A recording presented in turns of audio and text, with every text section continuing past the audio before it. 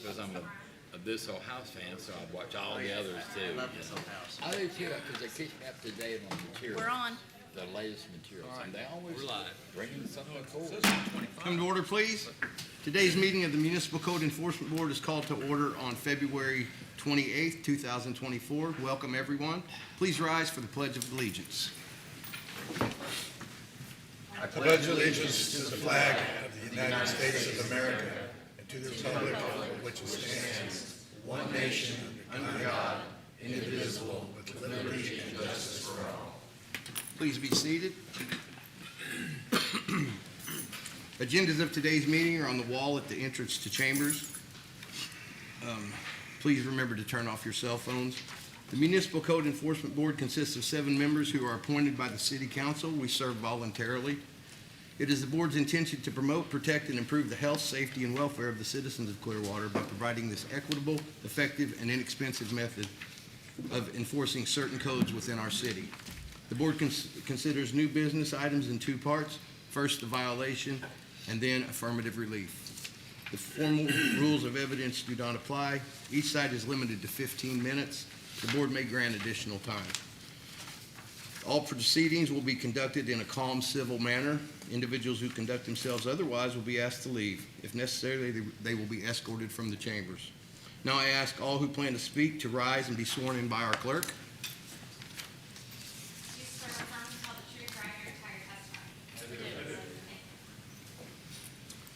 Our first order of business is going to be the approval of last month's minutes. May I have a motion? Motion to approve last month's minutes. I second it. All in favor? Aye. All opposed? Motion passes. Are there any citizens here to be heard on items that are not on today's agenda? If so, please come forward, state your name and address for the record.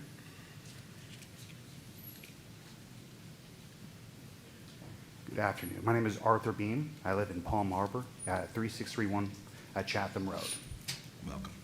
So the reason I am here today, I'm part of the St. Petersburg College Public Policy Administration program, which every year we do a capstone at the end of our graduation to graduate.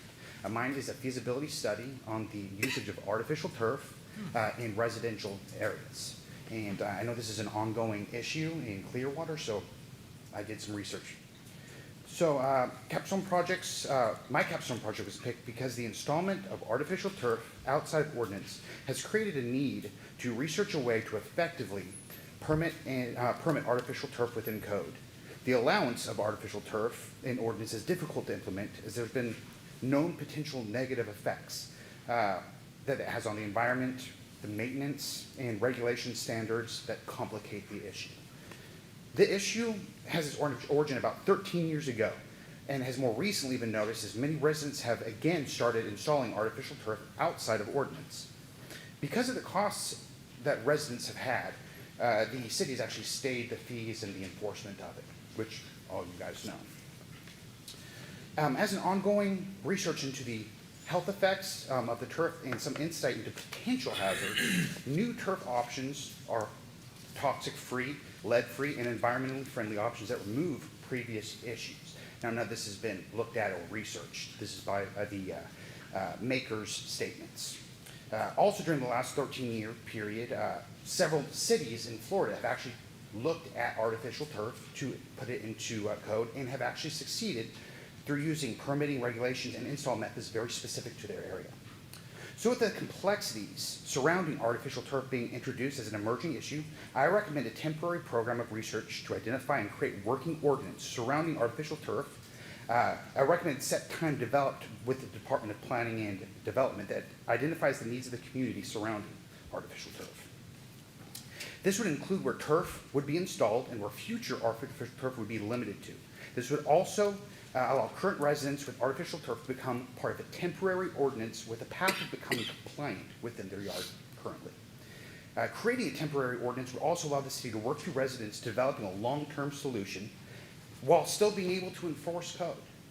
I recommend that the many identified conflicts that surround the usage of artificial turf, such as the PFAs, the PAHs, lead, or other toxins, crumb rubber as well, be prohibited, but only allow modern eco-friendly turf.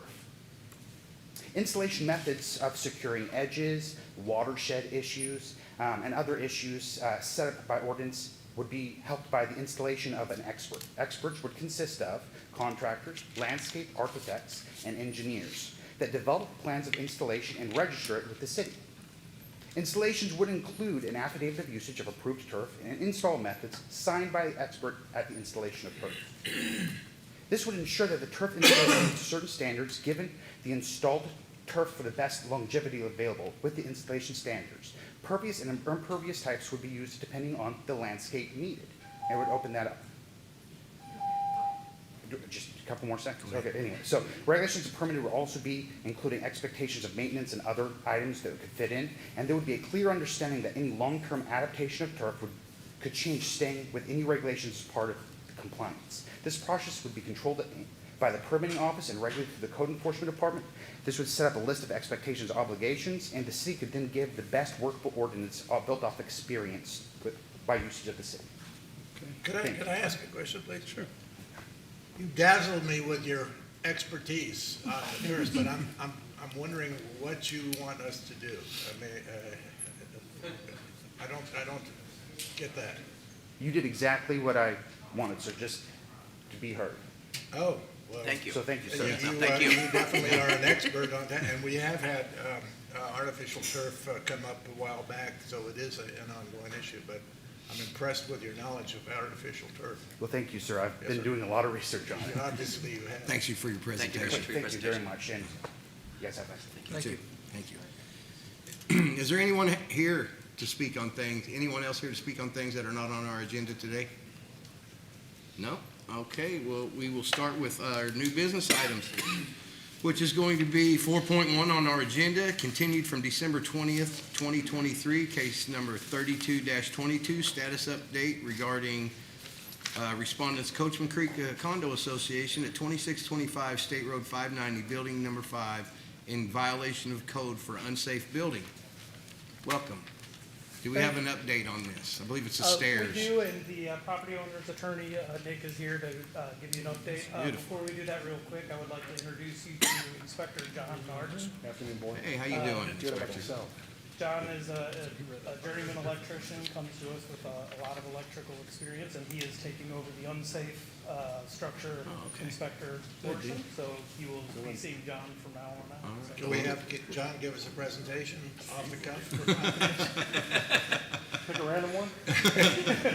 Welcome, John. Thank you very much. Thank you. Thank you. Welcome.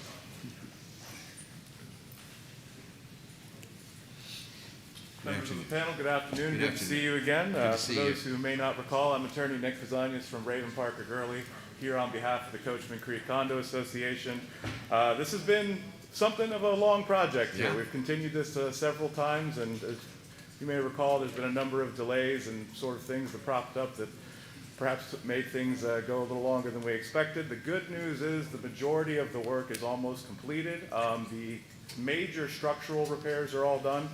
The only things remaining, as far as I understand, is one, the railings on the front of the building still need to be finalized, specifically the stairways and the walkways. Temporary railings have been erected, so we're just waiting on the finalized railings to be complete. We anticipate probably within the next 2 weeks or so that should be done.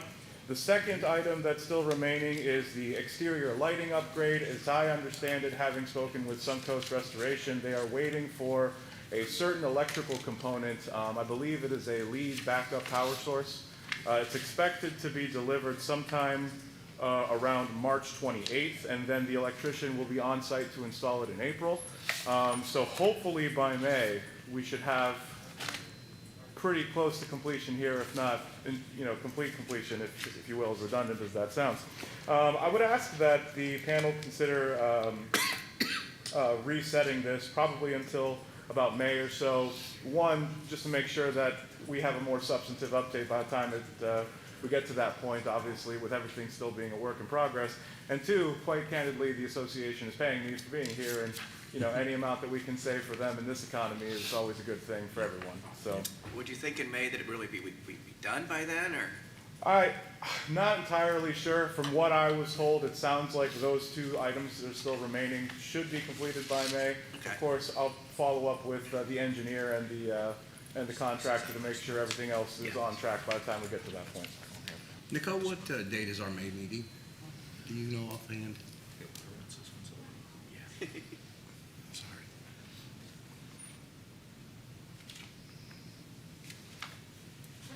The 22nd of May? Is that board, does that sound okay? Let me, can I ask a question here? Absolutely. Yeah, go ahead. With Mr. Cantrell, to keep this gentleman from making any more money than he needs to make, can we just have it so that Mr. Cantrell can give us a report that it's up or down instead of having to come back and save the board some money? Is that possible? Or is that okay with the board, or? I mean, that would be fine, that would be okay with me, I mean. Yeah. Would you be acceptable to doing that? Just, Yes, but I'm gonna pass that over to Inspector Nard. can he handle it? Yes. Okay. If we just have him, Your first come- major decision. All right. That way we don't have the attorneys charging their gargantuan fees. From the looks of it, I would think May. You said May? May is what we're looking for. I would think they'd be able to get done by that time. And you can come in, pretty much our inspector can come in and say it's done or it's still in the process. We've got, from showing on our end here, a fire final, building final, and electrical inspections. that need to Okay. be taken care of. You're better than Mr. Cantrell then. I don't know about all that. Let's do that then, board. We'll just, can I get a motion to have our inspectors give us the final word on the completion of this project? I make a motion to have our inspector report back on March 22nd, is that what you said? May. May May 22nd. May 22nd. Second. All in favor? Aye. All opposed? All right, motion carries. Thank you. Thanks for coming in, Thank Nick. you all. You have a Take wonderful care. day. Take care. Thank you. Excuse me a minute. Nicole, do you have a copy of this month's agenda? The one in my book was last month's. I need a current copy. Excellent. All right. That'd make my job a little easier. All right, we'll move on to item 4.3 on our agenda, continued from January 24th. It's also continued further. Oh, I'm sorry. Let's scratch that. Is it also continued? I didn't read far enough. So let's go down to case point 4.4 on our agenda is withdrawn. Case 4.5 on our agenda, case number 10-24, find respondents G. Michael Coppage and Miriam Coppage of at 413 LeBeau Street in violation of code for portable storage units and issue an order with compliance if compliance is not met. Is there anyone here to speak on that? No? Inspector Casman, you have the floor. All right. Good afternoon, Board. Daniel Kazin, Code Enforcement Inspector for the City of Clearwater. This is for 413 LeBeau Street, case number 10-24. There we go. There was one violation here for Code Section 3-2103, H1 and H3 for portable storage units in residential zones and portable storage unit occurrences. These are the dates and notice of violation was sent out with compliance. I had to post the property with an affidavit of posting and then with notice of hearing for today's hearing. This is 413 LeBeau Street. It's just an empty lot for right now, but there's a large shipping container on the property. Here's a closer look at it. It's been sitting there for a while now. This was November when I posted the property with the affidavit of posting. The owners, I believe, live in Peru, and I wasn't able to get a hold of them. So I tried sending a letter. This was in December. The shipping container was still there, and then this is the notice of hearing for today's hearing. As you see back there, there actually is a realtor's sign on the property. I managed to get in contact with the realtor a few days ago and asked them would they be above removing the shipping container from the property, and she thinks that's something that could happen because she's in direct contact with the owners. So hopefully that maybe that could get resolved. But as of the 23rd of this month and the 27th, the shipping container is still there. So compliance will be met for the portable storage unit by having the container removed from the premises. And the city has asked for request for compliance on it before March 28th, 2024, or a fine of $150 per day per violation for each day the violation continues to exist. And that's one of the larger storage units too. Yes, it is. I've seen those before. I think probably we're gonna pass that, your recommendation. Will you let the realtor know as soon as we do that there's gonna be a fine on it? Yeah, I explained it directly to the realtor. Okay, She said this she's in one. direct contact. I said, Good. we're giving you till a month. If but you gotta have it off there, otherwise it's gonna be a fine $150. So they know that she's got communications and all. Okay, thanks. It's the ball's in their court at this point. Yeah. All right, can I get a motion? I move to find the respondent in violation of the code as referred to in the affidavit in this case. Get a second? Second. All in favor? Aye. All opposed? Motion carries. I move to enter an order requiring the respondent to correct the violations on or before March 28, 2024. If the respondent does not comply by that date, the order may order a fine of $150 per day per violation for each day each violation continues to exist. If fines fees remain unpaid 3 months after such lien is filed, the city is authorized to foreclose, collect, or settle such lien. Second. All in favor? Aye. All opposed? All right, motion carries. Okay, next case, 4.7 on our agenda, case number 12-24, find respondents Robert Williams and Jacqueline Plaska at 1606 North Osceola Avenue in violation of code for exterior surfaces and roof maintenance, and issue an order with the compliance deadline and fine if compliance is not met. Is there anyone here to speak on that case? Robert Williams. Robert Williams? Mr. Chairman? Yes. I'm having a little trouble hearing. Are you? Let me I move don't my... know what the disposition of item 4.3 was. It was continued. It's continued until March 27th. I didn't see that. It was continued from January 24th, and then I didn't read past that, and it also said it's continued till our March 27th. Thank you very much. You're welcome. Mr. Williams, step forward, state your name and address to our clerk for the record, please. Well, my address, the property address, my name is Robert Williams. The property address is 1606 North Osceola Avenue. Okay. Do you admit or deny the violation? I'm sorry? Do you admit or deny the violation? The violation was the exterior search. I admit that. You admit that? Yeah. Okay, can I get a I an move order? to find the respondent in violation of the code as referred to in the affidavit in this case. Can I get a second? Second. All in favor? Aye. All opposed? All right, the motion carries. Mr. Williams, if you'll have a seat, Sure. we'll hear from the city, and then if you have anything else, we'll bring you back up. Okay. Thank you so much. Inspector Castman, you have the floor. Yes, thank you. Good afternoon again, Board. Daniel Kasman, Code Enforcement Inspector for the City of Clearwater. This is for 1606 North Osceola Avenue, case number 12-24. There were 2 violations here for Code Section 3-1502B for exterior surfaces and Code Section 3-1502D1 and D3 for roof maintenance. As Dave knows, the violation was sent out with compliance date, did get the certified mail receipt. I did get the certified mail back, and I have been in contact with the owner from about the beginning. This originally came forth as a complaint about landscaping at the property. When I came for my initial inspection, though I did notice a few deficiencies in the exterior and a little bit on the roof there as well. On the side there, it's just a bit of rotting wood on the fascia and soffits, and then there was a largish hole in the exterior near the rear of the building. The landscaping issue was taken care of pretty quickly, but the other issues where I've been in contact with the owner, he said he was looking to fix the place back up into a rental unit.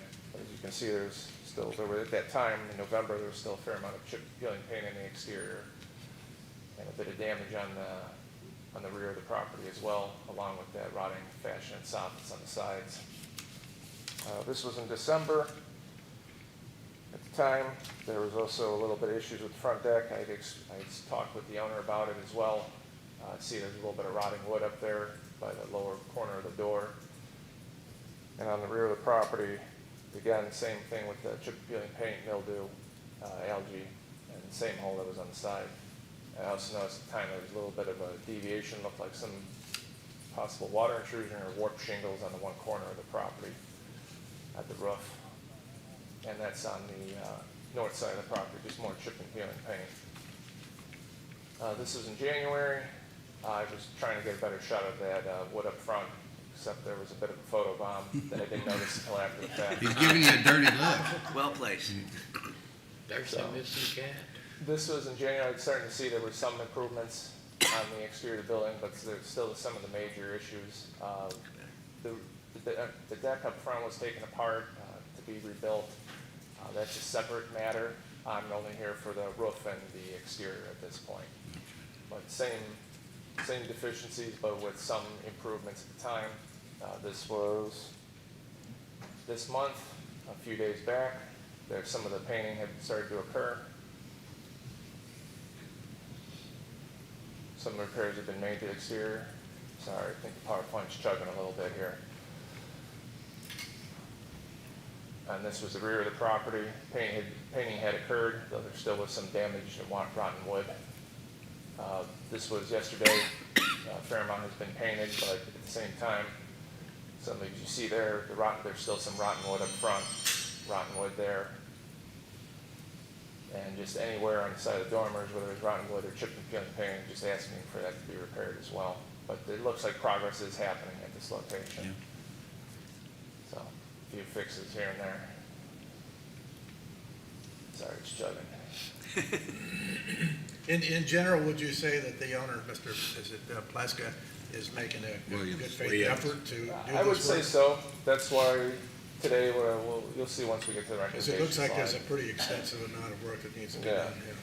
So compliance can be met for the exterior surfaces by repairing all damage to the exterior, removal of all rotted wood, removal of all chipped and peeling paint, mildew, algae, and repainting of the structure. Compliance can be met for the roof maintenance by repairing any damage to the roof, fascia, soffit, shingles, and sides of dormers.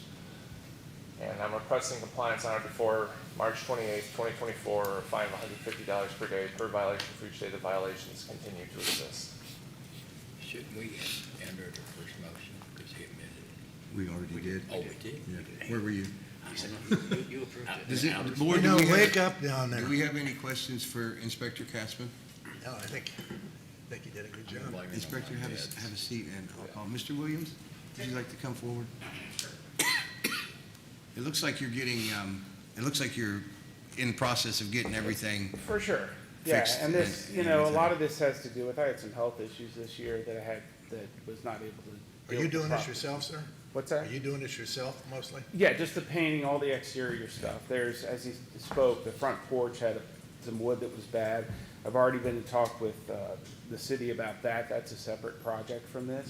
That was kind of discovered through this whole code violation thing. But, I mean, the truth is, it looks even better today than he did yesterday. But, you know, I'm doing what I can to get it together and get it back into shape. And Do you think March 28th is going to be enough time for you to get it yeah, together? for sure. Well, I mean, don't- I think I'm pretty close with the exterior and the roofing issues. I do have one issue with the roof maintenance on the side that I can talk to the inspector about. Because there is no leaking of the roof Because at we all. can grant you more time. you I know. would suggest we give, you know, Yeah, just doing yourself, let's that do another probably month. would be I mean, good. we don't want to, you know, Let's I say- mean, I feel like I'm in a two-part thing here because I've got this thing where I'm dealing with the city over here and another thing. So yeah, Are you- any we'll try to give you additional some time relief would on be this great. side anyways. Are you taking care of that cat that's out front? No, Okay, it's a but the mark neighbor against is you. nicely taking care of the Okay. cat. It came with the house, right? Well, It's an April meeting. I can't get out. Board, you want to, Paint the cat. are you guys okay? I say we move it an extra month, because he's doing it To our himself. April meeting. April's fine. And That's fine with that, I like it. was that the 25th, April 25th is our next meeting? Is that right? If that's okay with you, April? Sure. Okay, All right. we'll- thank you very much. Yeah, thank you. We'll give you till, we'll do our thing right here and tell you what's going to happen. Okay. Thank you. I move to enter an order requiring the respondent to correct the violations on or before April 24th, 2024. If the respondent does not comply by that date, the order may order a fine of $150 per day per violation. For each day, each violation continues to exist. If the fines and fees remain unpaid 3 months after such lien is filed, the city is authorized to foreclose, collect, or settle such claim. Can I get a second? Second. All in favor? Aye. All opposed? All right, motion carries. Mr. Williams, April 24th. All right? Yes, sir. Okay, good deal. Okay, our next item on our agenda is 4.8, Look who it is. and that is case number 13-24. Find respondents DHDD LLC at 131 Devon Drive in violation of code for exterior surfaces and issue an order with the compliance deadline and fine if compliance is not met. Is there anyone here to speak on that? Yes, sir. Sir, will you come forward and state your name and address to our clerk for the record, please? Frank Gower, property address 131 Devon Drive, Clearwater. All right. Do you admit or deny the violation today? I haven't I don't really understand the violation. I would say I deny it. You deny it? Okay, if you'll have a seat right over there, we're gonna hear from our inspector and see what's going on here. Inspector Casman, you have the floor, sir. All right. Board, Daniel Casman, Code Enforcement Inspector for the City of Clearwater. This is case number 13-24 for 131 Devon Drive. There's one violation here for Code Section 3-1502B for exterior surfaces. Here's the date, notice of violation was filed with compliance, and the certified mail receipt was received. I have been in contact with the owner since about the beginning of this case. This is 131 Devon Drive. It originally came out because I got a complaint that one of the doors on the property was wide open, and that people walking by were entering the property, trying to gain access to the property. So I called the owner and let them know. But as I came up for further inspection, I noticed in that kind of inner courtyard area, there were some issues, some water intrusion damage to some of the exterior there. I don't know if you can see it there, but there's some, looks like soft wood, just again from, looks like water intrusion damage. And on the side of the property, there was an open hole in the side of the building. This is back when I went back in November. Again, some damage to the bottoms of the siding there. A little bit of dirtiness, but I know they were doing some work. The exterior was repaired on that side, and it is painted today. That's been taken care of. But in the inner courtyard area, these rotted wood areas and damaged areas continue to persist. This was in December. Some work was done, but just painting over the rotted wood, I don't think really fixes the issue. Is that a electrical outlet at the bottom there? Yeah, Okay. it seems to be falling out of the wall there, and like I said, if you don't fix the problem with the water intrusion, it doesn't really matter how many times you paint over it. Yeah. Same thing over here, damage to the bottoms of a lot of the siding there. Up there on the roof portion, horizontal portion of the roof, same damage. This was in February. Same issues here. I spoke with Mr. Gower and sent him an email with a few photos of what I was asking to be fixed to finally come to compliance in the area. Some of the damage seems to be popping up in other spots now for the exterior. That's a better look of that area. Again, just soft wood indicating water intrusion. And then this was just yesterday in that area. So, compliance will be met for the exterior surfaces by repairing all damage to the exterior, removal of all rotted wood, and repainting where necessary. And requesting compliance on or before March 28th, 2024, or a fine of $150 a day per violation for each day the violation continues to exist. Board, do we have any questions for Inspector Casman? No? Okay, Inspector Casman, if you'll step back. Mr. Gower, can you come forward, please? Did you get a chance to see the pictures and of what he's talking about, the violations that Yeah, I he's been see the cited before? pictures. I just don't see the issue. I think he's overreaching. Those look like minor defects. I mean, we're in Pretty big Florida. holes. That electrical box is not safe at all. The you know? electrical box, I didn't notice that before. I mean, that's, I think that it just popped out. I don't think I don't think it should be something that should be like this big deal. I mean, I think on the spectrum of like, you know, the quality of houses in Clearwater, I think I'm right in the middle of the bell curve. I don't think that my house is any worse than anyone else's house. Yeah. And fortunately for the other people, our inspectors haven't got to their houses yet. But there are some clear violations there and holes that need to be fixed for rodent intrusion and stuff like that, plus the water. You know, that has to be, or else the place is going to fall down, you know, if it, you know, keep getting water in there. So I mean, just painting over, it's not going to fix the main problems, I don't think.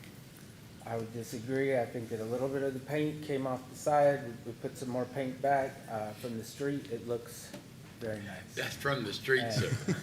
No, but I mean, it's Structurally, it's not an eyesore. we don't want it to for the fall down community. on you, you know, because of And, water, you know, rotting and stuff on the inside that you don't see, but you're seeing it come through. It's telling you that I'm here because it's coming to the outside to show you that, so. If you say so. No, the The pictures say so. so, I don't say so. The pictures say so. Do you think March 28th is going to be, a month is going to be enough time for you to fix all this stuff, or do you need more, you need some more time? A lot more. How much time? I mean, you know, we're not gonna, we can't, 3 months? No. we'll give you 2. We'll give you Okay. till May, I mean, yeah, okay. April. You know, I gotta say something, I have to agree with the gentleman there, that sometimes I looked at those and I'm thinking, it didn't look bad to me. I'm not an engineer, I'm not a builder and all that.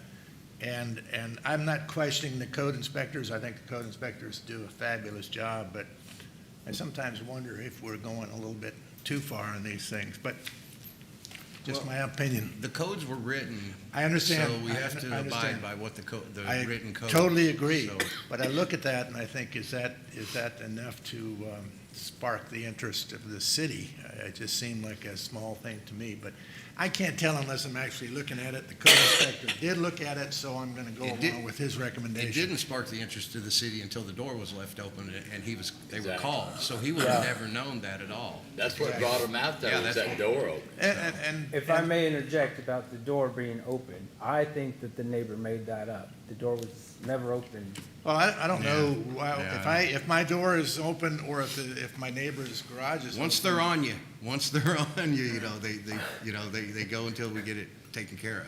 So do you think, until April, you can, you know, get some of this stuff taken care of? So what exactly, you want the electrical box put back in? Well, Talk everything to the that, code. yeah, you'll talk with him and You all the want new siding on the violations. whole house, $100,000 renovation? All the What rotted, exactly? all the Not at rotted all. siding and fascia. You know, rotting The soft wood, inspector it will looked tell you like. exactly what needs to be repaired. Yeah. I think that's a good point. If the inspector, what's it gonna take to satisfy the inspector is the question that needs to be Right. answered. Yeah. And if you talk directly with him, then he'll give you a bit of guidance and tell you what he wants to see. So that'd give you the reference point for your repairs. Our best bet is that we can keep the fines off of you for a couple months. you know, Okay. Start incurring. So we'll go ahead and scratch the March 28th, 24 compliance date to April. April, what was that? April 24th. April 24th. Can I get a motion to do that? I'd like to make Oh, a wait, first hold on. motion. We need to have a first motion for the violation. I move to find the respondent in violation of the code as referred to in the affidavit in this case, in spite of your denial, sir. Yes. Can I have a second? Second. All in favor? Aye. Aye. All opposed? Me. All right, that would be 1, 2, 3, 4 to 1 in favor of the motion. And then we'll I get a move to second enter an motion. order requiring the respondent to correct the violations on or before April 24th, 2024. If the respondent does not comply by that date, the board may order a fine of $150 per day per violation for each day each violation continues to exist. If the fines and fees remain unpaid 3 months after such lien is filed, the city is authorized to foreclose, collect, or settle such lien. Can I have a second? Second. All in favor? Aye. All opposed? Motion passes. You'll have until April 24th. Get with your inspector, and, you know, he'll tell you exactly what you need to do. And, you know, you can get this taken care of, and we'll keep the fines off of you at least until then.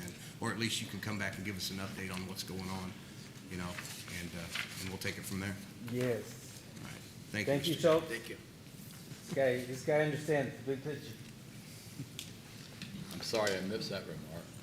All right, our next item on our agenda is case, is 4.8, or no, 4.10. Case number 15-24, find respondents Vivian Mazan at 606 Fairmont Street in violation of code for exterior surfaces, roof maintenance, and abandoned building, and issue an order with compliance deadline if compliance is not met. Is there anyone here to speak on this? Ladies, will you come forward?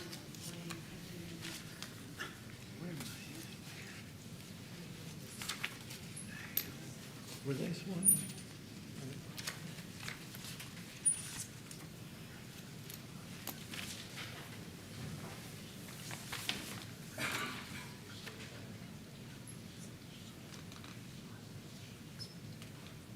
Good afternoon, ladies. Could you state your name and address for our record, please? My name is Vivian Mouton. My address is 5299.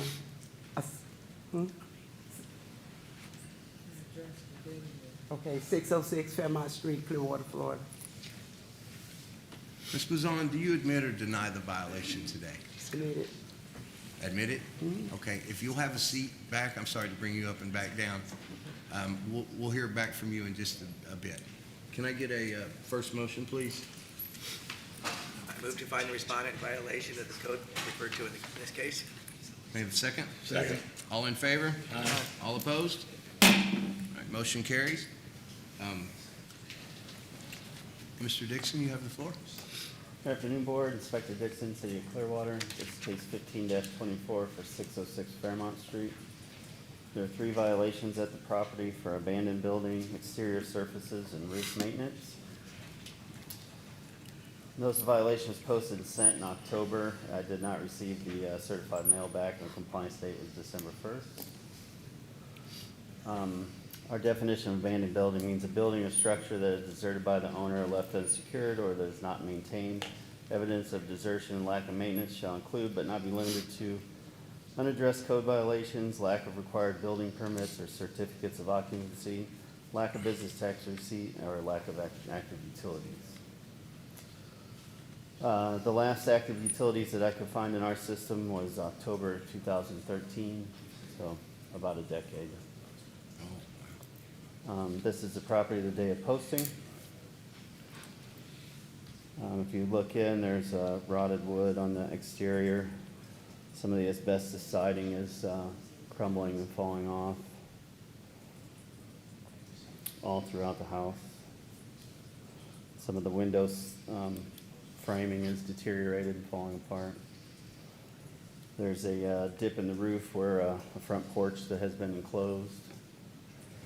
And then here it is today. The hole's getting a little bit deeper where the roof is dipping in, and the exterior is basically in the same condition. Was that your truck that was in there? That white pickup truck? Yeah. Okay. I just didn't know if, is anybody living in the property? No? No. Water's been off since 2013. Well, that's still. They do keep cut the them from living grass, and there. I haven't had any problems with dumping, but something needs to happen with the Okay. property. On those shingles, is that cedar or is that asbestos? Looks like the asbestos. I would guess asbestos. It looks like Gross. asbestos, yeah. I had that on my old house. What is the surrounding neighborhood? Are they all, people living in the homes? Are they reasonably nice homes in the neighborhood? Okay, it's home. Yeah. So this is definitely taking the neighborhood down. Yeah, it needs addressed. So, compliance can be met for the abandoned building by have all code violations addressed, have current utilities turned on, have the structure occupied, or sell the property or have the property demolished. Compliance can be met for exterior surfaces by replacing any defective structural or decorative elements of any building wall and ensure all exterior surfaces are free of mildew, rust, loose material, faded peeling paint. Compliance can be met for the roof maintenance by having any damaged areas of the roof repaired, specifically the section of roof in the front that is starting to cave in above the front porch area. I'm requesting compliance on or before April 1st or a fine of $150 per day per violation if compliance is not met.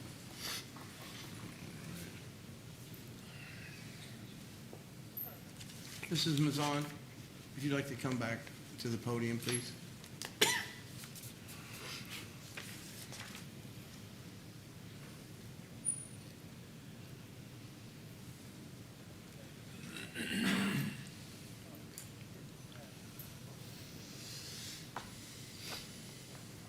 I would like my daughter to help me speak for me, please. Yes, of course. No worries. My mother is 75, and she's on a fixed income. I'm sorry, can you, I want to be able to hear you. I'm sorry. My mother's 75, and she's on a fixed income. So at this time, as far as repairs, it's not a viable option. So what we're proposing to ask the board is for at least a 90-day extension for demolition. You gotta We'd get like rid of to get some additional quotes. The quotes that we received, they don't have finance options available. So it looks like we'll be taking that financial responsibility on. So I need to look into getting that taken care of with my brother. So 90-day to look into the demolition. And then we can follow up with Mr. Dixon, Greg Dixon, beforehand, as far as how we're coming along with it. I think probably and hopefully 60 days, we should know. Some of the information I've reviewed has said it takes a few weeks to get the permit and come out and turn this all out, and for them to do, I guess, their own checks and balances and whatnot they have to do, which I understand. So I want to give them the contractor's time to do that as well, but I want to make sure it's a reasonable timeline, but sensible timeline, as it's, it works. So we're all working together. Yep. Board? And Does that sound can I say reasonable? one thing, ma'am? Yes. I just want to thank you for coming up to us and giving us a really good solution to your problem. And I think the board will be more than happy to work along with you. We don't want to cause you any problems. We just want the city to remain beautiful, and you're doing a good job and helping us out. So thank you for what you're recommending. Yes. Thank you. So, board, 90 days from today's date would be March, April, May. Just the May meeting. May, what is that, 20, That'd be June, wouldn't it? June. oh, or June, I'm sorry. June what? What is our June Come on, meeting? Nicole. Get with it here, woman. February, March, The 20, till June June 26th? 26th. So until June 26th, March, is that April, May, June plenty is nine. of Yes, time June for you to take 26th. care of what you need to take care of? I believe it is. And Okay. if we have any questions, You or can- we just talk with not- Mr. Yep, Dixon? always keep in Okay. contact with April, Inspector May. Dixon, and he Okay. can relay anything to us. 2 days. So we'll go Yeah, ahead and March, we'll make that April order right now Okay. for the June. And then, best of luck. I hope you guys can find somebody You to count get the it days. taken down. Okay? Okay. All right, thank All right, you. Thank you so thank you. much. All right, can I get a? I move to find the respondent in violation of the code referred to in the affidavit in this case. I think we did that. Oh, we did that one already? Yeah, we Good. did I that. missed that We one need a too. second motion. I move to enter a order requiring the respondent to correct the violations on or before June 26, 2024. If the respondent does not comply by that date, the board may order a fine of $150 per day per violation for each day each violation continues to exist. If fines fees remain unpaid 3 months after such lien is filed, the city is authorized to foreclose, collect, or settle such lien. Can I get a second? Second. All in favor? Aye. All opposed?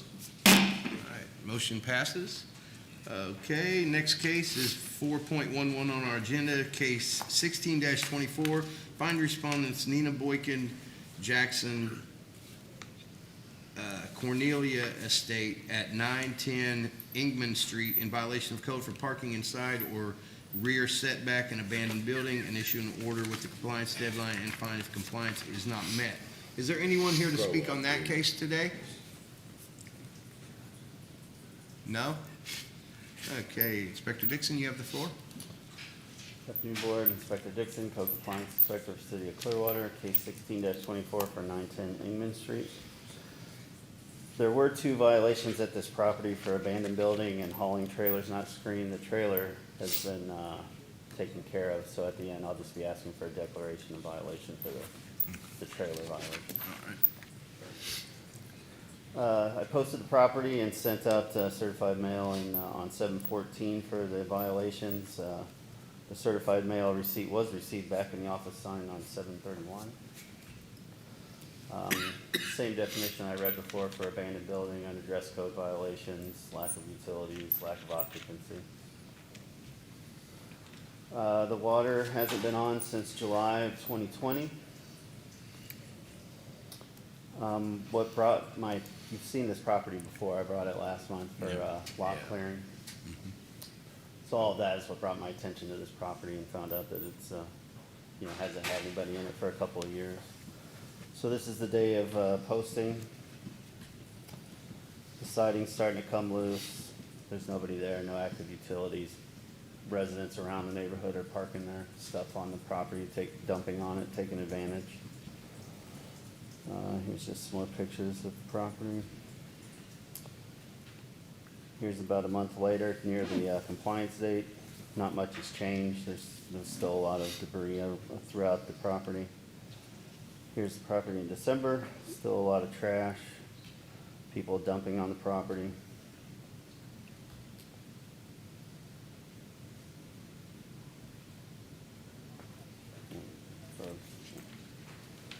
Trailers, refrigerators, everything's still there. And in January, they started to move everything up to the street. There's no services, so I don't know how this got removed, but this did get removed. You got lucky. Yeah. There's still stuff all over the property. Maybe they buried it, it's a new dumping ground. I didn't see any turned over dirt. Most of the metal they could put out there, and the metal guys would come and pick up Yeah. to recycle. True enough.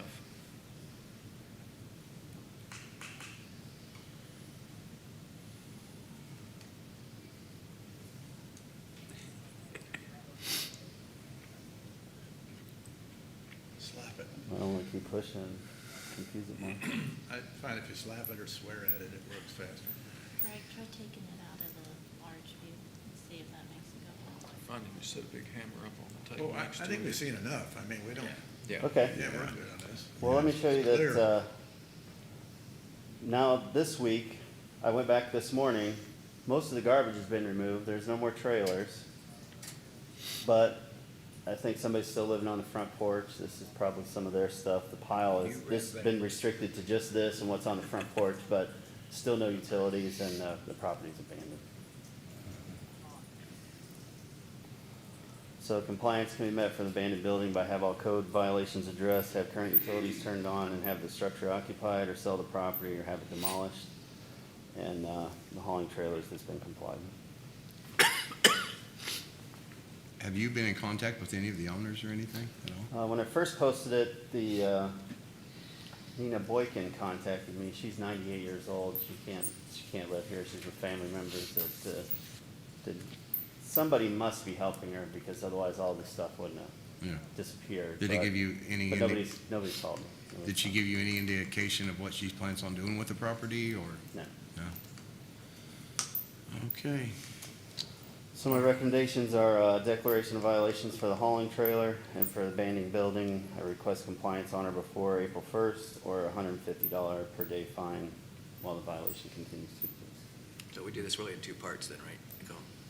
So on the trailers, I move to find the respondent was in violation of the code as referred to in the affidavit in this case. The violation was corrected prior to today's hearing, and to enter order that no fine be imposed. If the respondent repeats the violation, the board may order a fine of up to $500 for each day each violation continues to exist. Have a second? Second. All in favor? Aye. All opposed? Motion carries. And then on the building, I move to find the respondent in violation of the code as referred to in the affidavit in this case. Can I have a second? Second. All in favor? Aye. All opposed? Motion carries. I move to enter an order requiring the respondent to correct the violations on or before, was it March? April 1st. April Well, we 1st. gave the other ones 3 months for demolition. I mean, if he's recommended demolition, we ought to give them at least. She was also here telling us what was going on. These people Yeah, are. No, these people I haven't been. just feel, this is one of those things that's not our problem, but a 98-year-old woman, I just see it being a big problem, and one day she gets a bill for $500,000 or something. I don't have an answer, I'm just rambling here, so. They always have the option to come to us for a fine reduction. I know, but 98 years old.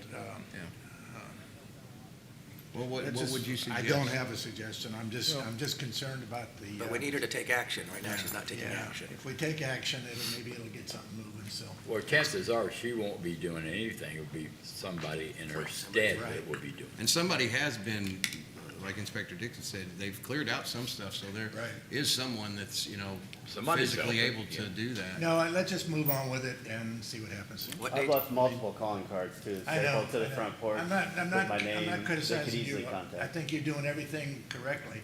I think we're going about it correctly. I just worry about a 98-year-old woman having the wherewithal to deal with all of this. I understand. Dixon, I'm a what lot was- younger what was the than date her, you and had? it confuses me. April so- Yeah. Not I, much. April I 1st. I sympathize with your viewpoint. I tend to want to agree with that.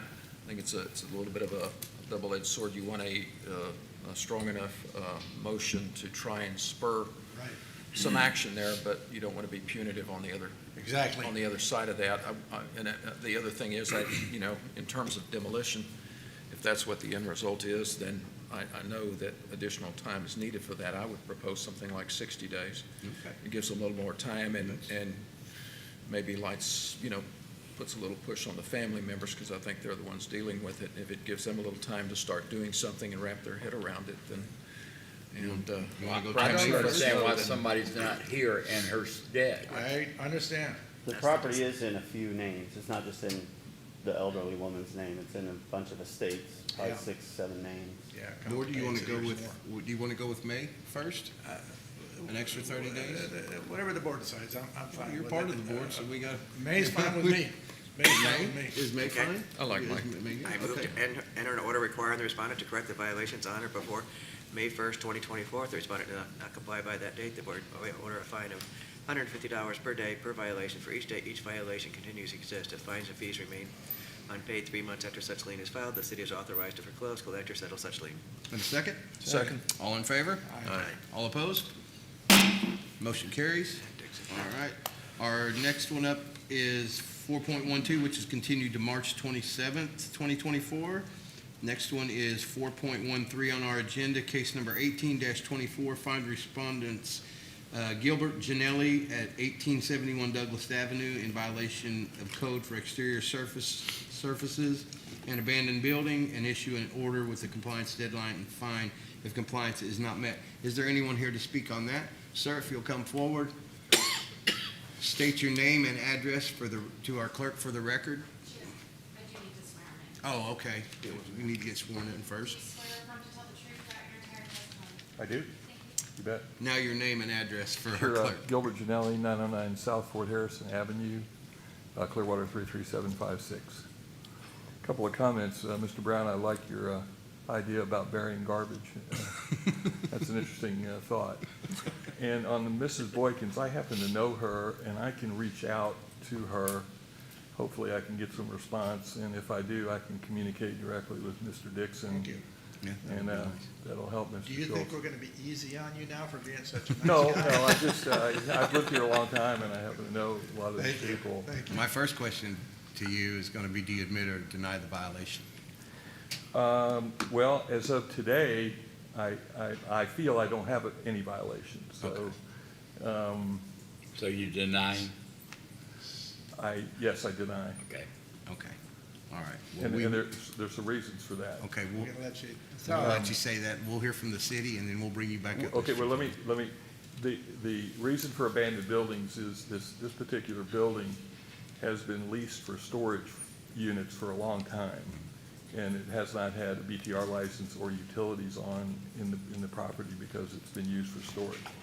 So, I understand the definition of an abandoned building, but we had lots of broken windows, we had break-ins, we had homeless issues, so we kicked all the storage people out.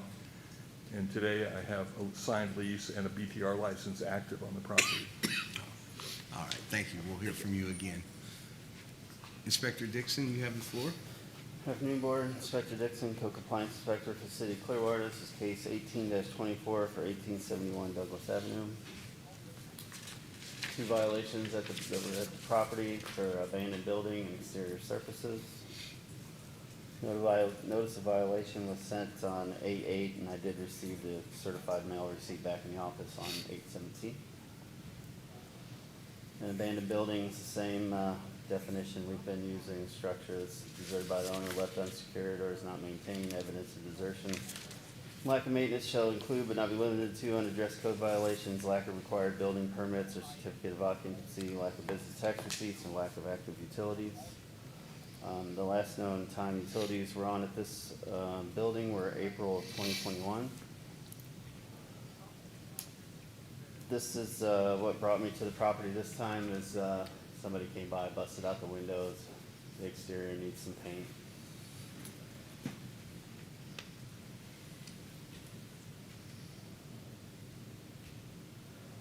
There was some trash on the side. I don't know if this was transients or just leftover trash, but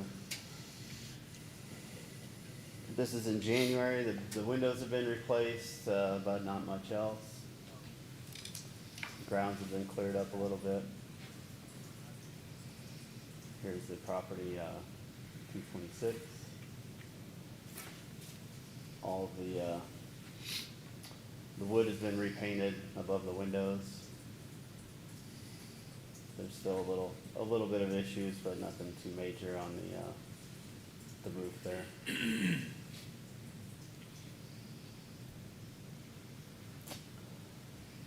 So compliance can be met by have all code violations addressed, have current utilities turned on, and have the structure occupied or sell the property or have the property demolished. Compliance can be met for the exterior surfaces by replacing any defective structural or decorative elements of any building or wall.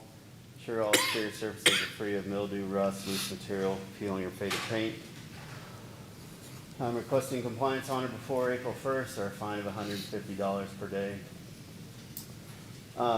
He is correct. He does have an active VTR. And if, you know, the building gets some sort of use and the utilities are on and something's happening there other than just an empty vacant building that gets vandalized and dumped on, then I would be happy to close the case. And in your opinion, is a good faith effort being made to remedy these problems? Obviously it is, because he's done all the BTR and all that, so you think things are going in the We'll right see. direction? If somebody moves in there, then Okay, good. It looked like, the one picture, he had a few soffit, problems. Yeah, And then some, here? and then some, just some algae on those roof shingles. yeah, Is that it's pretty just- much? that's only underneath that tree. That's not a big deal. Not too So concerned is about that pretty much all that needs to be done Yeah, up? he's basically got the exterior Is this all? squared away. Okay. All right.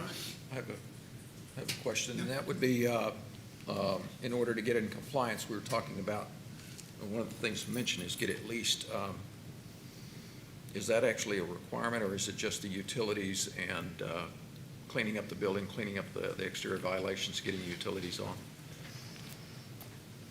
Well, I mean, it's a storefront, so I would think the intended use for this is to have a retail or some sort of business there, not just an empty Yeah. building that's an easy target for training Okay. All right, any or more questions? passersby, whoever. Any more questions for Inspector Dixon? No? Mr. Janelle? Sure. Would you come back up, please? Thank you. Thank you.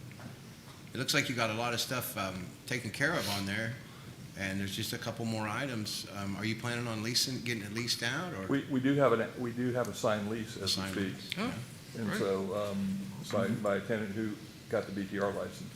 Okay. So, I'm not so sure. I think with the proper zoning, I think storage is allowed there. So even though it's a storefront, it's zoned commercial. So it could be commercial use and storage. I'd have to check with Yeah. zoning. We have been leasing it as storage, and nobody said anything over the years with that, not required a BTR license. Flew under So- the radar. Yeah, so that's not the highest and best use, and we had lots of homeless, lots of broken windows, as you saw. And so part of that was looking like, you know, there's stuff there, people would break in, try to steal it, whatever. So we got rid of the storage, and so we're going to attempt to turn it into a retail operation. Tough time in the economy for that, as you know. The area isn't the best, Yeah. but we're going to work hard to do that. Now, do you think by April 1st, you'll be able to get that soffit and stuff taken care of? Well, I think, I talked to this is one of the best code guys in Clearwater, incidentally, and he's very easy to talk to, and as all of them are. And I said, could I get another 30 days? And he told me he didn't have any problem with that. So with 60 days would be great So if you could do that. Until May 1st? I have a question, Mr. Chairman. Is your present lease for retail now? Yes. Okay. Okay. So you think you can have those taken care of by the 1st of May, yeah? Yes. Extra 60 days? Thank you. Okay, all right, well, But thank you. I can't guarantee that the whole place is going to be occupied. I'm not going to guarantee that. You know, we have two guarantees in life, I and don't that's think death and occupation taxes. is, as long as it's keeping the code. Yeah, as long Yeah, as yeah, you're in yeah, code, I- then you're good I to go get with that. You us. say he's the best guy on the code enforcement. Yeah, no. The rest of them would disagree. He's easy to work, and he can see progress there. He's, Yeah.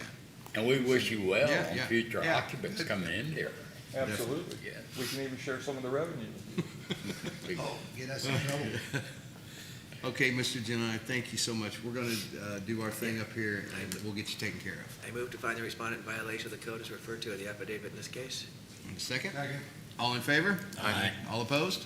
All right, motion carries. I move to enter order requiring the respondent correct the violations on or before May 1st, 2024. If the respondent does not comply by that date, the board may order a fine of $150 per day per violation. For each day each violation continues to exist, the fines and fees remain unpaid. 3 months after such lien is filed, the city is authorized to foreclose, collect, or settle such lien. Second. All in favor? Aye. All opposed? All right, motion carried. Now we are to 4.14, case 19-24, fine respondents. Gilbert Janelli, you're up again. At 1124 LaSalle Street, in violation of code for abandoned building, and issue an order with a compliance deadline and fine if compliance is not met. Mr. Janelli, I feel like you've been here before. Yes, sir. Do you So we admit have or a deny? we have a ditto on this property as we did on the same one. We actually have a signed lease, we have a tenant in place. Their lease is effective March 1st, although they've taken possession of the property to do a little bit more cleanup work and a little painting on the exterior, and they signed a 1-year lease. They have the utilities turned on. It's in the wife or girlfriend's name. It's not the same name that signed the You lease. keep jumping ahead of what we're doing here. I understand, The chairman, Ron. he's got a Trying to job. make I got a question I have to ask you. Yes, go ahead. Do you admit or deny the violation, sir? As we said, once again, I deny it because we have a tenant in place, we have utilities on, and we're off and running. This is like a play we have to do, the way we have to do this. So if you'll have a seat over there. Yeah, you bet. I'll bring the Inspector Dixon up. Inspector Dixon, you have the floor. Good afternoon, Board. Inspector Dixon, Code Compliance Inspector for the City of Clearwater. This is case 19-24 for 1124 South Street. There's one violation here for abandoned building. Notice of violation was sent on 8/8, and I did receive the certified mail receipt back in the office on 8/17. There was a compliance date of October 1st. Definition for abandoned building, lack of occupancy, utilities, all that. Mr. Janelli's owned this property since 2010. It looks like the utilities were on until 2013, and then they were shut off, and then they were turned back on in 2020 for about 30 days, and then shut back off. So, according to the water records, it looks like this place has been vacant for about 10 years. 10 years? 10 years, yeah. And he is correct. I can see in the utilities that utilities are due to be turned on March 1st. That second little block of notation there says that utilities be on March 1st. This is the house. It's not a bad looking house. It's vinyl siding, so we don't have the rotten wood and asbestos shingles like we do other places. It's just vacant, and it sometimes attracts transients, and there's a group of people that like to hang out all day at this. And critters. And sometimes they litter up the neighborhood. But I think this being vacant for so long, it makes it an easy target. After the notice and a few months down the road, the property is cleaned up. I have seen some painting happening, but I hadn't seen anybody moving in yet. And then as of this week, he's let me know that he's signed a lease. The utilities are on, so if somebody does move there and the place is occupied by April 1st, then I'd be happy. All right. Board, do you have any questions for Inspector Dixon? So compliance will be met by having the current utilities turned on, have the structure occupied, sell, or demolished. We'll request compliance on or before April 1st. And you're satisfied, Mr. Dixon, with the grounds and everything yourself? Yeah, the grounds look fine, the house is okay. Okay, They're just vacant. gotcha. And I request a fine of $150 a day if compliance is not met. All right. All right, Mr. Janelli.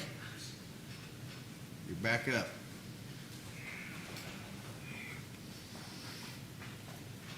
So you pretty much, this is like a done deal. You're leased and utilities are coming on? And Yes, I'd just like to make a comment about that neighborhood in general. I'm one of the few minority property owners in that area. As you look at the house, Habitat has bought the lot to the left. They have recently bought 2 lots to the right of me, not right next to me. They bought another lot on the block. They're building 2 or 3 houses on that block. Time to sell then, right? You get good money out of it. Time to sell, yeah. And there's been another house that's been built and just recently sold. There's a lot of drugs and prostitution in that general area, and specifically on that block. I've had 2 leases signed before by 2 African-American families, both of them with young children. And after hanging out there for a while, they just didn't like the neighborhood. They didn't feel safe for their families. Both of them had given me deposits. They begged me to renege on the lease and give them their deposits back, which I did. I understood their concern about the safety. Clearwater PD is aware of there's a substation 2 blocks away, And things are better, but it's a long way to go. I was actually there on Saturday. Was approached by a young gentleman, wanted to know what I wanted. And 20 minutes later, a female came to the property and asked me if I needed some company. And so, you know, it's just the area and the neighborhood, and I'm looking at many of these properties that are on this list today. They're in that neighborhood, so we're trying hard to make it better. Okay, well, good. So everything will be good by April 1st, yeah? I'd like to get another 30 days if, you know, time is good. I mean, board? Thank you very much, sir. You guys good? Thank you All for right, thank getting you, in Mr. touch with that Snell. lady, or your offer to get in touch with that lady, by the way. Appreciate it. Everybody's got to eat, right? Okay, board, can I get a first motion? I move to find the respondent in violation of the code as referred to in the affidavit in this case. Second. All in favor? Aye. All opposed? Motion carries. Can I have a second? I move to enter order requiring the respondent to correct the violations on or before May 1st, 2024. If the respondent does not comply by that date, the board may order a fine of $250 per day per violation for each day each violation continues to exist. If fines and fees remain unpaid 3 months after such lien is filed, the city is authorized to foreclose, collect, or settle such lien. Have a second? Second. All in favor? Aye. All opposed? Motion carries.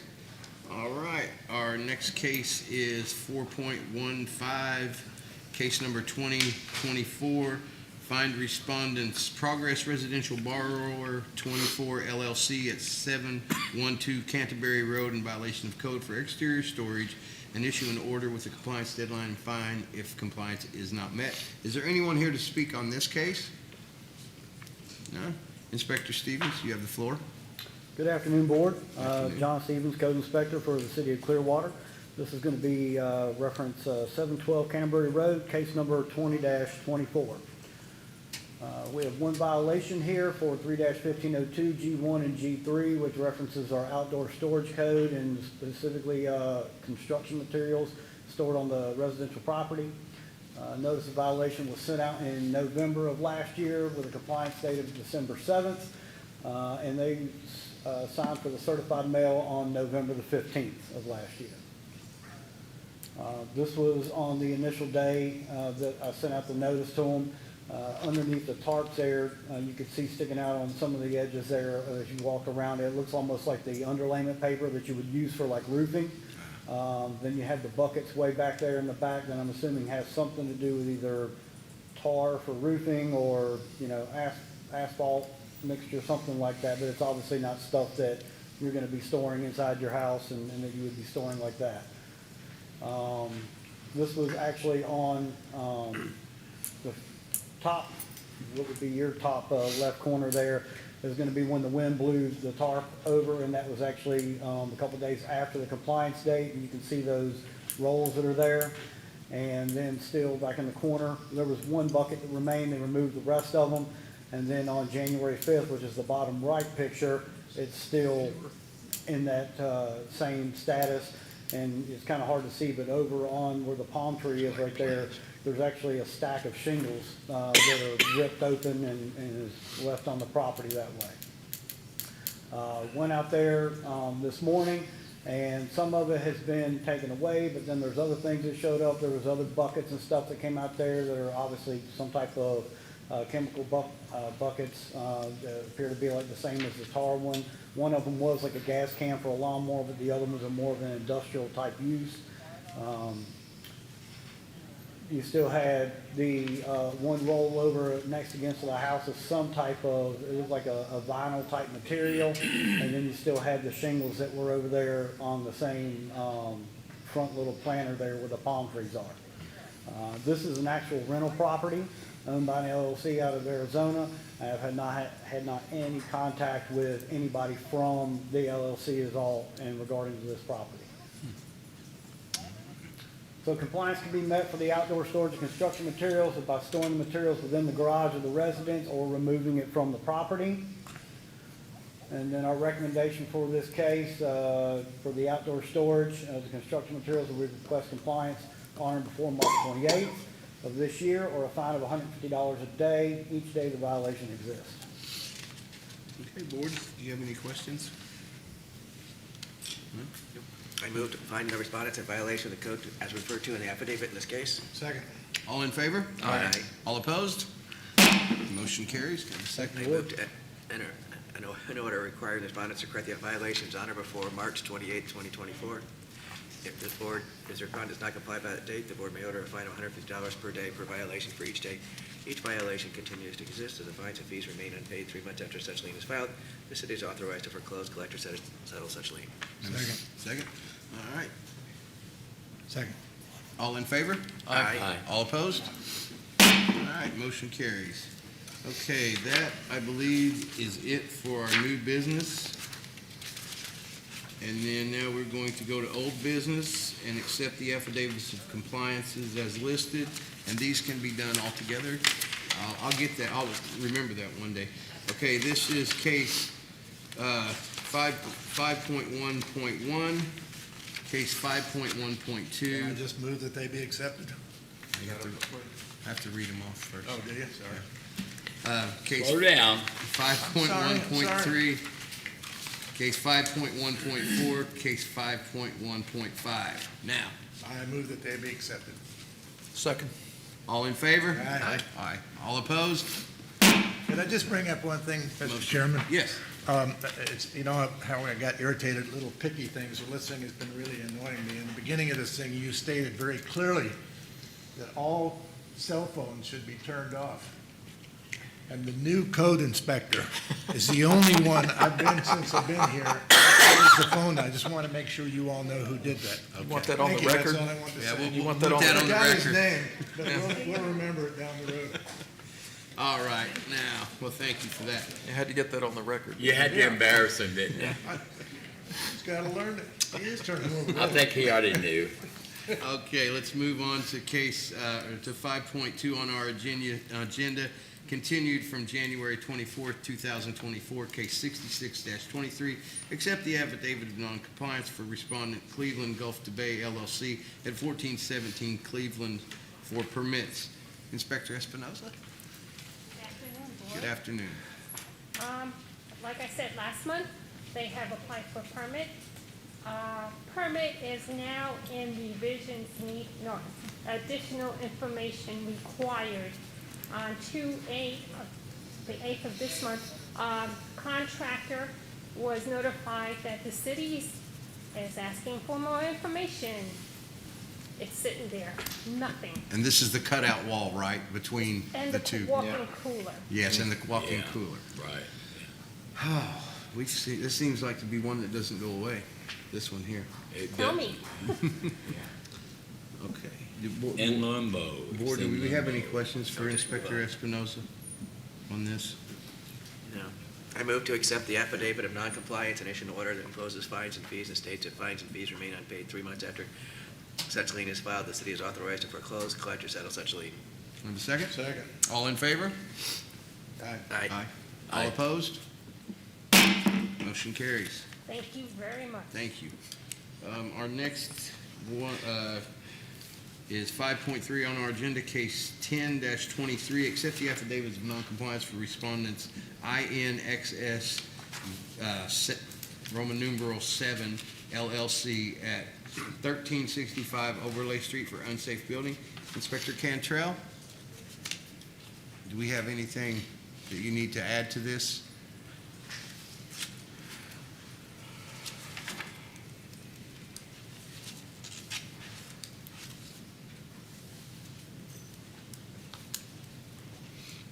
You want to tell them how sorry you are now? Yes, sir. Yes, sir. Start by apologizing. I do apologize for that. So for 1365 Overley Street, we're waiting on a engineering report from the owner, and we have not received that yet. Okay. So, do you want to go ahead and, you want us to go ahead and do this, or? Yes. Yeah. The owners were in contact with the assistant building official, and we gave them an extra month. We were going to bring that case Yeah. last month. And Okay. The tenant said they got the engineering report done, however, they've never submitted it, so we're ready to move forward. Okay. Dana, you got something? No? You're good? Good. Okay. So are we doing do we want to do the affidavit of non? Yeah. Okay. You want to do the affidavit, yes? Okay. Yes. I move to accept the affidavit of noncompliance and and issue an order that imposes fines and fees and states that fines and fees remain unpaid 3 months after such lien is filed. The city is authorized to foreclose, collect, or settle such lien. Second. All in favor? Aye. All opposed? All right, motion carries. Thank you. Thank you. Okay, next one is 5.4 on the agenda, case number 125-23. Accept the affidavit of non-compliance for respondents Oakmont Reserve Properties LLC at 3010 Oakmont Drive for lot clearing and public health, safety, and welfare nuisance. Inspector Brown, you have the floor. Good afternoon, Board. Shelby Brown, Code Inspector, City of Clearwater. Yes, we would like you to accept the affidavit of noncompliance for item 5.4, 3010 Oakmont Drive. Okay. Still not in compliance, and we have a couple of nuisance conditions there. Okay. Any questions, Board? No? I move to accept the affidavit of noncompliance in order that imposes fines and states that fines and fees remain unpaid 3 months after such Second. lien is filed. The city is authorized to foreclose, collect, or settle such lien. Second. All in favor? Aye. All opposed? Thank you. Item passes. Next one is 5.5, case 81-23. Accept the affidavit of noncompliance for respondents Robert Scholler, Sean Scholler, and Tim Scholler at 632 Drew Street for exterior services. Inspector Casman, are you still looking for the? Well, the owner's here today. Oh, is it? Okay, you want to come up? Your name, state your name and address for the clerk for our record, please. I'm sorry, I didn't see you sitting there. So Sean Shore, Your address? 632 Drew Street. Okay. So, what's going on with this place? Well, I've been working on it, but I was deadly ill for the past few months. I was hospitalized twice, so it's been going slowly, but I finally have a person that I hired who is doing the work for me on the services. We just pressure washed and painted the ice house, that's 630 Drew Street, and fixed all the cracks on the face of the AC building, 632 Drew Street. And Daniel says I still need to paint the railroad side. Okay. I remember this. Yeah. I remember that, right by the I railroad didn't realize tracks. I had to paint that, but I have someone now who can do the work, so, yeah, I've just been really sick. But I've been working on it in between times when I could, and we pulled most of the vines down.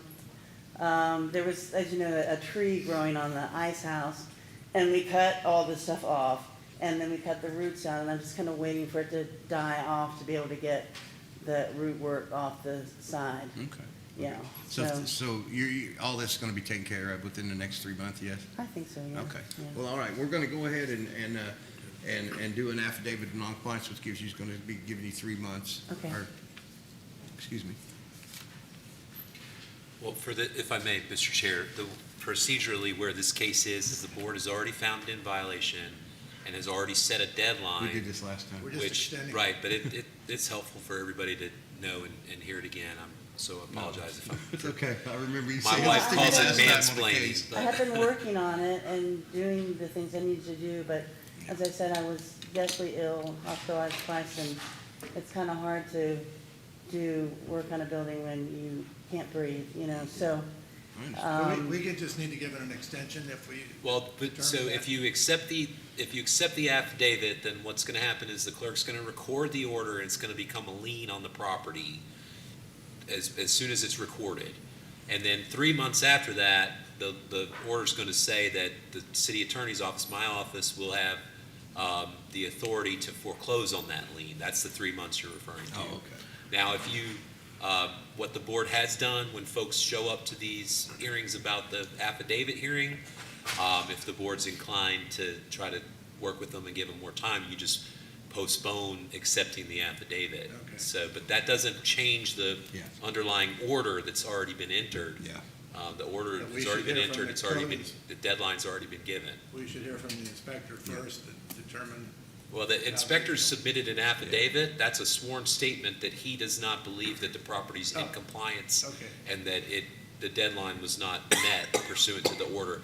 Obviously, you can hear from him if you'd like to, but that affidavit's just as good if you don't want to hear from him. So, board, do you want to postpone this until the next meeting? I like it. You want to postpone it? She's until- actively working on it. Okay. Well, excuse me, but can't we ask the inspector if he feels that there's a good faith effort being made so that we're not just getting jerked around? I mean, yeah, well, we can bring him up and you can ask him any that's- questions that's that you what I want. would like to ask. Yeah. Inspector Kazmi? Thank you, Board. I have updated photos.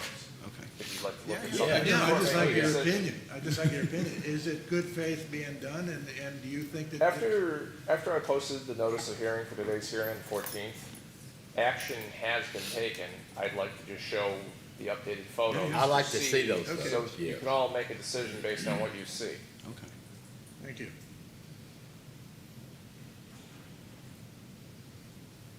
So.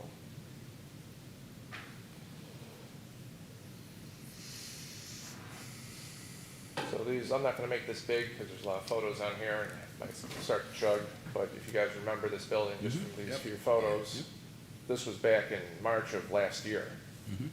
And I was in contact with Schollers about a few issues at the property. Other things were taken care of. This was the last thing that had to be done though. And it was in regards to, there was a lot of plant life growing in the buildings, there was a lot of defects in the exterior, there was a lot of chip peeling paint. But I won't bore you anymore with all that. We'll go down to what it looks like more recently.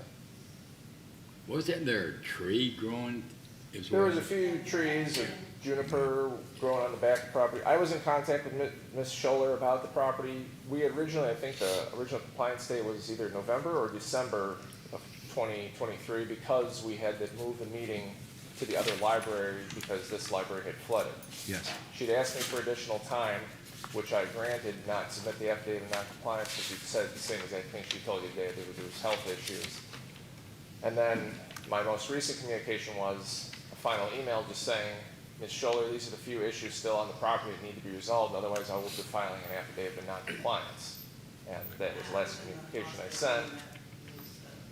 Man, we can't hear you over there. I was in the hospital when that was, didn't get. So I'll just show some updated photos. Hopefully this will work, otherwise I'll make it small again.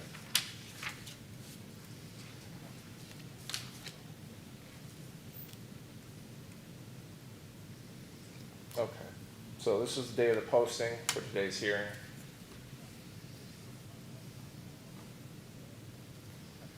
Some painting has actually happened on the ice house portion of the building as you walk around both structures. It was worse before. There was a lot of chip and peeling paint, a lot of dinginess, especially on the trail side if you've ever walked on the Pinellas Trail around that area. We'll see if this thing will load here. I used to live a block away from that place. Yeah, so this is what it looks like now on the trail side. There is a definite improvement on that area. Yeah. But again, in the rear of the property, two of the larger, I don't know what you call them, brambles or juniper vines were removed, but the last one's still there. And again, that has to be removed. You cannot allow the trees to grow on the side of the building. Just waiting for that to die down so I can get it out. Well, ma'am, that could take a long time. So there's some deviations back here. A bit of flashing is peeling up from the roof there. I wanted to just address that. That should probably be taken care of. Otherwise, you're going to have issues going further down. Where is that, Dan? This is on the Jones Street side of the property, on the rear. That would be, well, it's north side, but rear.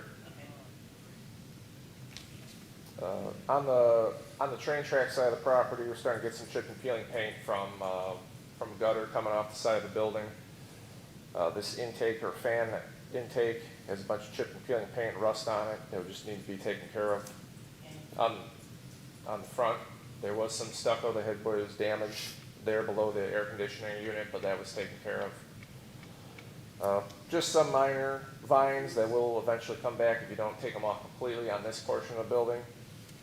But then on the ice house portion, still some damage to brickwork up top, and this area is still covered with vines, even though they're dormant or they're dead at this point. So the same compliance can be met by removal of all plant materials from the structures, repair of structural damage, repainting where there's chipped and peeling paint. So nothing's changed. There has been some good progress made there. I leave up to the board if you guys want to make an extension or not for this sort of thing. All right, thank you. Board, what would you like to do? It's clear that she's making an effort, Oh, yeah, definitely. so I would suggest making another extension. You want to? Postponement of I accepting. mean, postpone it, whatever Yeah. the technical term Yeah. is.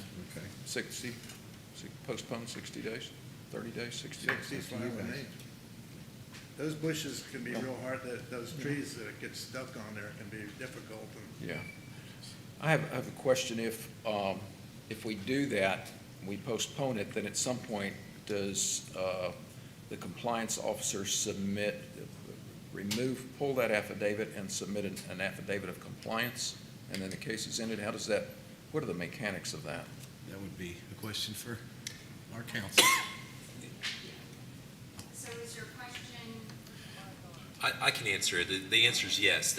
So right now, he's submitted an affidavit of noncompliance, but he would either just withdraw that and then comply, the case is closed. He doesn't necessarily need to submit an affidavit to the board, because at that point, there's no penalty going to be imposed. This is really the hearing that establishes whether or not the penalty is going to be imposed. So there's really not a need for that, but he could, if the board would like that, we could prepare something like that and submit it, but ordinarily, he would just withdraw it, and then the case would just be closed, and there would be no need to file anything in addition to that.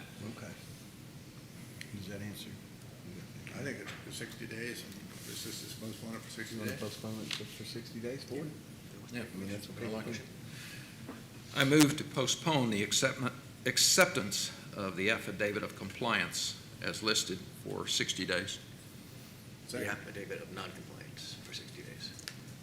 Thank you. I move to postpone the affidavit of noncompliance as listed for 60 days. Have a I'll second? second that. Second. All in favor? Aye. All opposed? Undecided. Undecided. I'm undecided. Well, that would be, I'm sorry, you can't. Can't do that? Then I'll oppose. okay. We've got 4 to 1. Are you leaving? What gave you that impression? I don't know, you stood up like you were leaving. We still have another page. I want to grab Mr. Casman before he leaves. Madam Clerk, Yeah. do we need to have a roll call vote on that, or you've got it? Okay, thank you. Move we adjourn.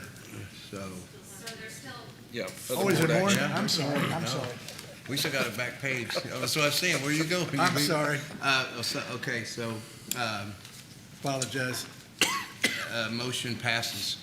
Do you understand? All right. Okay, let's move on to, which one are we at here? Yeah, where are we? Okay, we are at 5.7. Continue, that's continued to, that's continued. Okay, then we are nuisance abatement lien filing. 7.1 on the agenda, case 31.24. Accept the nuisance abatement lien for respondents Karen Winter Christie at 1184 South Duncan Avenue for lot clearing, and issue an order with compliance deadline and authorize the city to mitigate the violation if the compliance is not met. So anyone here to speak on that? Inspector Jensen? Good afternoon. Good afternoon. Dave Jensen, Code Inspector with City of Clearwater. This is for 1184 Duncan, case number is 31-24.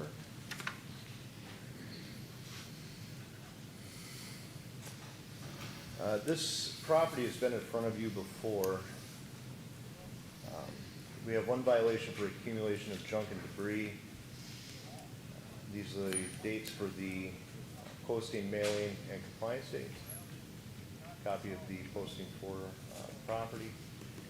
This property was before you actually back in July of last year. You found in violation for outdoor storage. We have had several instances of going back and forth with continuing issues for the outdoor storage. This property is, on whole, has been an ongoing issue. Just since April 2023, this will be the 5th violation that I've handled at the property. So on this case, we're looking at some stuff on the property that doesn't belong there, doesn't belong outside. In this slide, you can see removed fence posts, cardboard box, again, some garbage can stuff that doesn't necessarily belong where it's at in the front yard. This house right here is the house in question. You'll see these are Venetian blinds that have been pulled out of the windows or out of the house. Outdoor furniture, this is fencing that's been removed, more fence post material, cardboard and, garbage lying about. It's a closer look at the blinds and things. As of this morning when I was out there, the blinds have been removed. However, the fencing, you'll see in some future pictures, is still there. This is a broken bicycle that in a picture from this week you'll see is actually on this table now up against this tree. However, this bicycle's not together. It's actually pulled apart. The tires are not attached to the bike. This is an old hammock frame. You can see stools. This is black fencing that's been removed, ladders, different containers, chemical containers. More of those over here. This is removed gutter material that as of this morning is still in the backyard. This is the front yard table. Again, boxes, looks like grass seed or fertilizer and chemicals. This was from the 27th, so just a couple days ago. Ladders and stuff have been moved out into the driveway. The black fencing that you saw a couple pictures ago is now up. It doesn't look like it much in this picture, but it's actually, there are chunks of this material sticking out to about here that are partially blocking the sidewalk. Some of the stuff's been moved out into the driveway again. Some of the stuff's been removed as the blinds and the fencing material off these tables. These are outside,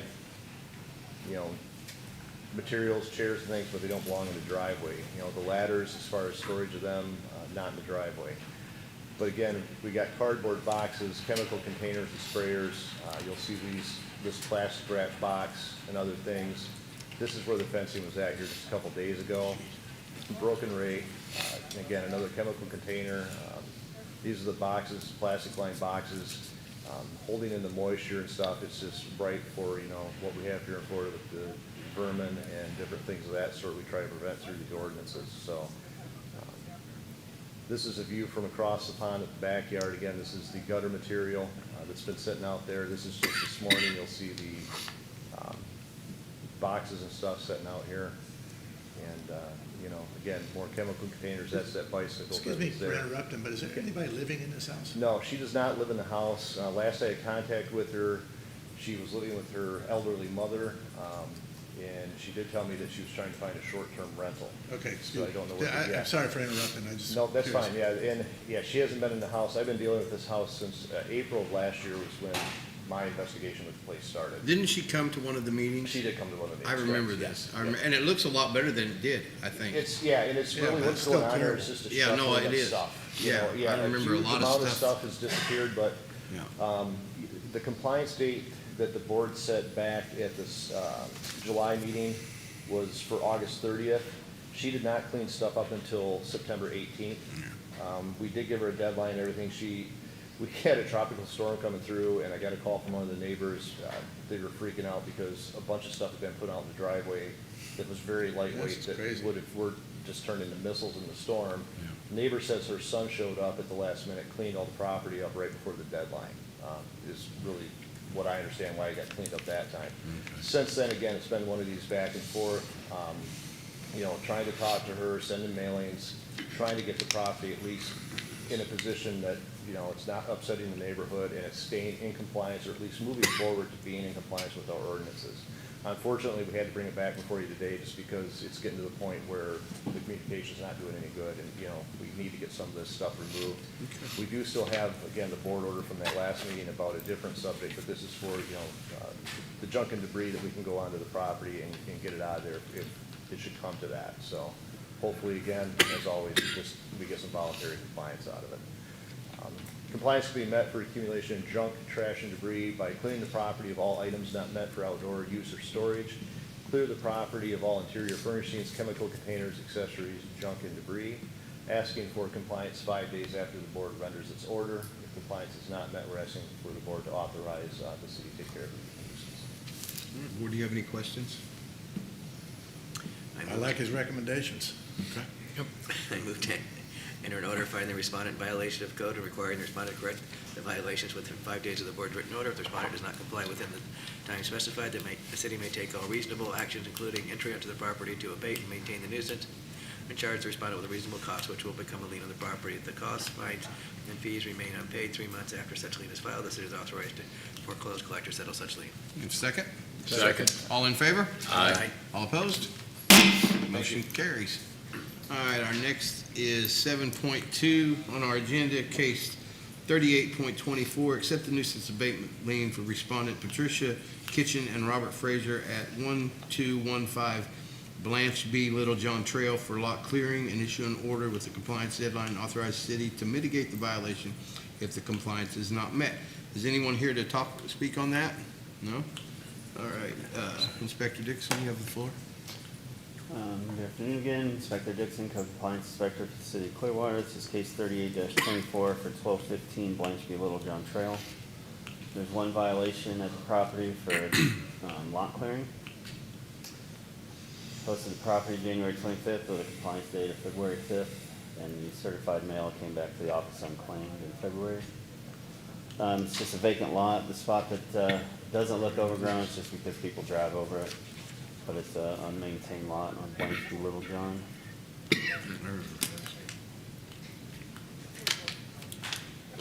And no change from this morning. Compliance will be met by clearing all trash, debris, and overgrowth from the property, and requesting compliance 5 days after the board renders its order. Board, do you have any questions? I move to enter an order finding the respondent in violation of code and requiring the respondent to correct the violations within 5 days of the board's written order. If the respondent does not comply within the time specified, the city may take all reasonable actions, including enter to the property to abate and maintain the nuisance and charge the respondent with the reasonable cost which will become a lien on the property. If costs, fines, and fees remain unpaid 3 months after such lien is filed, the city is authorized to foreclose, collect, or settle such lien. Have a second? Second. All in favor? Aye. All opposed? All right, motion carries.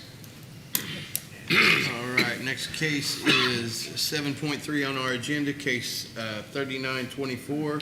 Accept the nuisance abatement lien for respondents Bertha Maxwell at 1113 LaSalle Street for lot clearing and issue an order with the compliance deadline and authorize the city to mitigate the violation if the compliance is not met. Is there anyone here to speak on that? Inspector Dixon, you have the floor. All right, it's case 39-24 for 1113 LaSalle Street. One violation for lot clearing at this property. It was posted at the beginning of January, with the compliance date beginning of February, or I guess the end of January, beginning of February.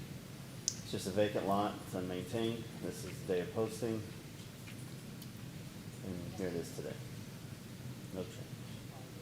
Compliance will be met by clearing all trash, debris, and overgrowth from the property, and I'm requesting compliance 5 days after the board renders its order. Board, do you have any questions?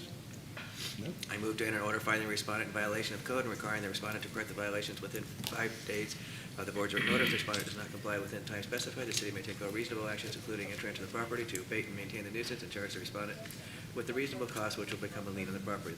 The costs, fines, and fees remain unpaid 3 months after such lien is filed. The city is authorized to foreclose, collect, or settle such lien. Have a second? Second. All in favor? Aye. All opposed?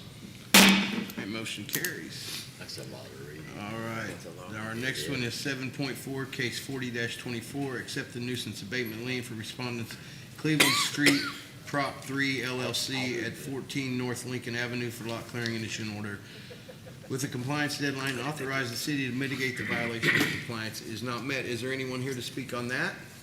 No? Inspector Stevens, you have the floor. Good afternoon again, Board. John Stevens, Code Inspector for the City of Clearwater. This is again reference, the slide's a little confusing here, so I'm gonna clarify it for you. So in our system that we use to track stuff, it actually shows the address of this for 14 North Lincoln Avenue, but according to Pinellas County Property Appraiser, it's actually known as Cleveland Street, is just the site address. But the parcel numbers match up, so I have them both on here just to make sure I've got our bases covered. But this is reference that address for nuisance abatement, and this is case number 40-24. We have one violation here for code section 3-1503 B7, B8, and B5A, which is our lot clearing ordinances for overgrowth, unmaintained right-of-way, and accumulation of placement of nuisances. The notice of violation was mailed and posted on January 26th with a compliance date of February 6th, and they signed for the certified mail, or excuse me, we received it back in our office that they had signed for it on February 16th.